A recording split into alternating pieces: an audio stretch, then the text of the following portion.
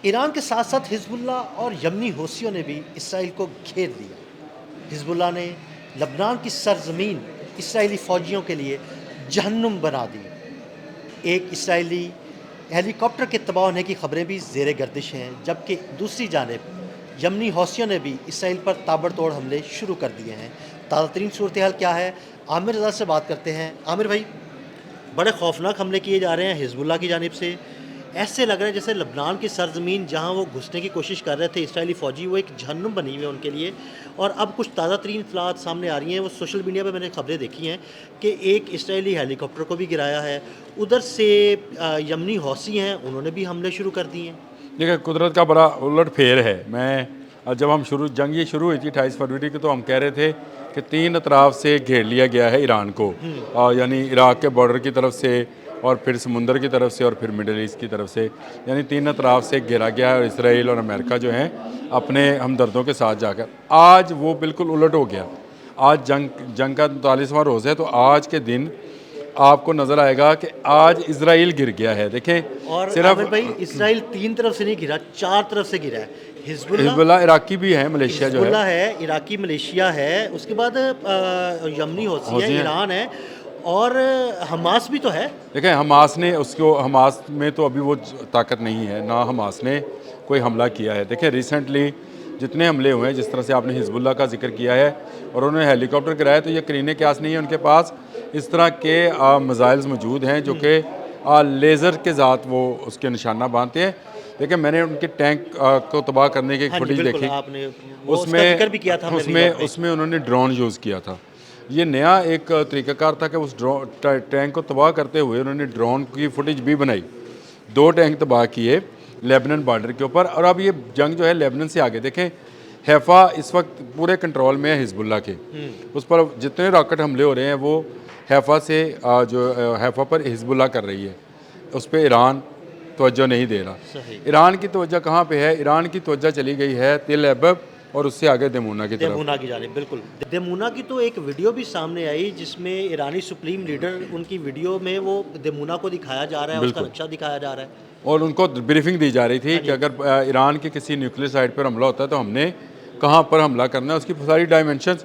अगर वो वीडियो को गौर से देखें, उसकी तस्वीर को देखें, तो आपको नज़र आती है कि उन्होंने पूरी डायमेंशंस के साथ वो ब्रीफिंग दी है।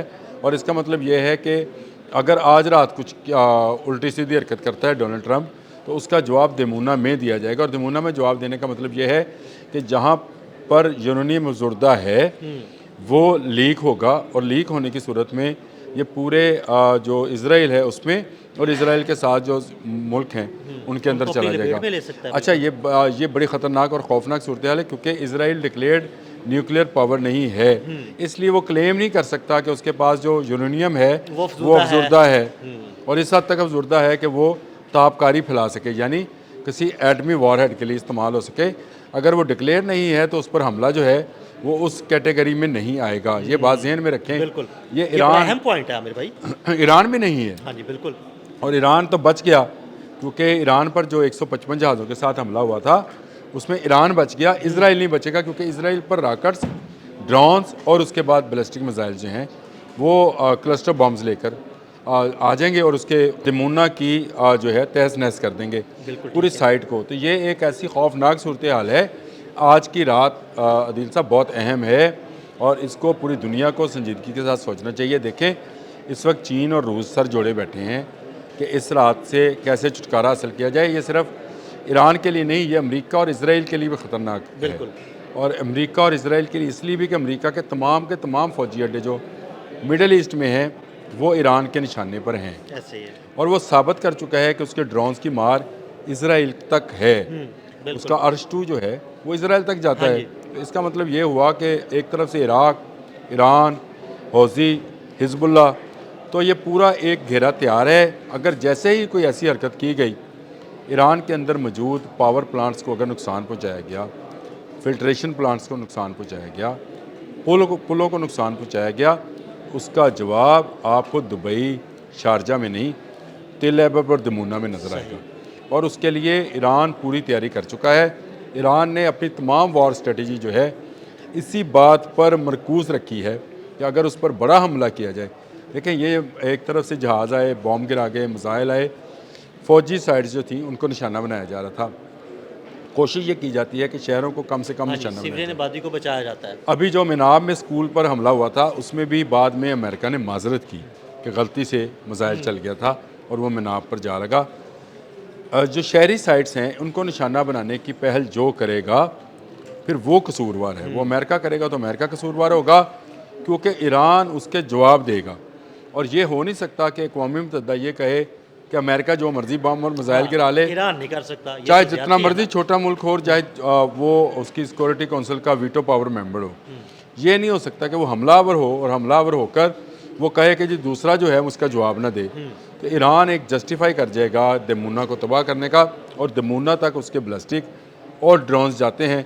इसकी वो आज से 15 दिन पहले डेमोन्स्ट्रेशन दे चुका हाँ है। जी, बिल्कुल। एक अटैक उसने किया था, थोड़ा करीब किया था और बताया था कि भाई हम आपकी इस साइट को भी निशाना बना और सकते दमूना हैं। में उस जगह पर किया था अदील साहब जिस जगह उनके दमूना न्यूक्लियर रिएक्टर के मुलाजमीन हाँ जी। राइश वज़ीर हैं, यानी वो बिल्कुल उसके करीब किया था।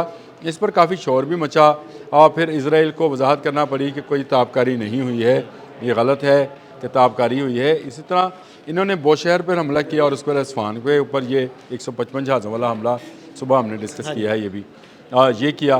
तो ये एक ऐसी सूरत हाल है जो कि आज की रात के चंद घंटे जो हैं ये बहुत अहम हैं, और इसमें मैं समझता हूँ कि ईरान ने पूरी तैयारी कर रखी है। और ईरान के साथ साथ हौज़ी जो उनके इराकी सेक्टर्स हैं, मलेशियाज़ हैं, और इसके साथ साथ जो है हिजबुल्ला, ये पूरी तरह से इस वक्त घेरे में लिए हुए हैं। जैसे ही कुछ होगा हिजबुल्ला मारेगा। देखें हिजबुल्ला इस वक्त 100 से ज़्यादा टैंक तबाह कर चुका है। बिल्कुल कर चुकी है। टैंकों की फ़ोर्स तकरीबन आप समझें कि ख़त्म हो चुकी है, इसराइल की ये ताकत ख़त्म हो चुकी। और सोशल मीडिया में जो आपने हेलीकॉप्टर वाली खबर दी, मुझे इसलिए इससे इत्तेफाक है कि ये गिरा होगा क्योंकि हिजबुल्ला के पास ऐसे रॉकेट्स मौजूद हैं जो कि anti anti aircraft, anti drone और एंटी हेलीकॉप्टर हैं। एंटी हॉलीकॉप्टर। एयरक्राफ्ट नहीं है, एंटी ड्रोन और एंटी हेलीकॉप्टर्स हैं, और ये ईरान के ही तैयार करदा सही। मिसाइल्स हैं जो उनके पास हैं। इससे उन्होंने हेलीकॉप्टर, देखें रेस्क्यू के लिए सबसे अहम चीज़ हेलीकॉप्टर है। इनकी जिस तरह से कब्रिस्तान बना है लेबनान के बॉर्डर के ऊपर टैंकों का और बख्तरबंद गाड़ियों का, इसमें कुछ लोग ज़ख्मी भी होंगे और कुछ उनको रेस्क्यू करने के लिए जो हेलीकॉप्टर आया होगा हिजबुल्ला ने वो उड़ा दिया होगा।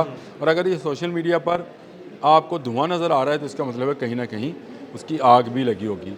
ये एक ऐसी सूरत हाल है जिसमें अब इसराइल, जो हम ईरान के मतलब सोचते थे कि इसको चारों तरफ से घेर लिया गया है, अब इसराइल जो है चारों तरफ से, और आपने मेरी बात की तस्वीर अब वो उसको ठीक भी किया कि तीन तरफ से नहीं चार तरफ से, चार तरफ से उसको घेरे में ले लिया गया है। और जैसे ही अमेरिका कोई ऐसी हरकत करेगा उसके बाद फिर जो है इसराइल शायद उसको ताक़यामत जो है उसके लिए उसको ख़त्म कर दिया जाएगा। ये एक ऐसी गलती होगी जो 28 फरवरी से भी ज़्यादा संगीन होगी। 28 फरवरी को इन्होंने अली ख़ामनेई को शहीद किया था और उसका खमियाजा आज तक अमेरिका और इसराइल दोनों भुगत रहे हैं, बल्कि मिडल ईस्ट जो उनको सपोर्ट करता था वो भी भुगत रहा है। अगर आज रात वाली गलती की, हमारे यहाँ कल सुबह होगी, हाँ जी, आज रात वाली गलती दोहराई गई तो इससे ये उससे भी ज़्यादा 28 फरवरी से ज़्यादा भी नुकसानदेह होगी अमेरिका के लिए भी। अमेरिका का हमेशा के लिए जो है एक पावर होने का या सुपर पावर होने का जो गुमान और घमंड है वो ख़त्म हो जाएगा। और दूसरी तरफ इसराइल जो है ये शायद नीस्तो नबूद ही हो। ये इस हद तक दमूना में इनका न्यूक्लियर मौजूद है कि वहाँ से अगर ताबकारी होती है तो इसराइल कोई बहुत बड़ा मुल्क नहीं है, छोटा सा मुल्क है और बहुत कम यहूदी हैं। तो ये अगर इस तरह की शरारत करेंगे आज की रात में तो फिर अगली सुबह ये भी नहीं देखेंगे। बहुत शुक्रिया आमिर भाई। आमिर भाई ने बड़ी तफसील के साथ इस सारे मामले पर रोशनी डाली। मज़ीद अपडेट्स के लिए हमें फॉलो करते रहें। अदील अहमद और आमिर रज़ा को इजाज़त दीजिएगा। अल्लाह हाफ़िज़।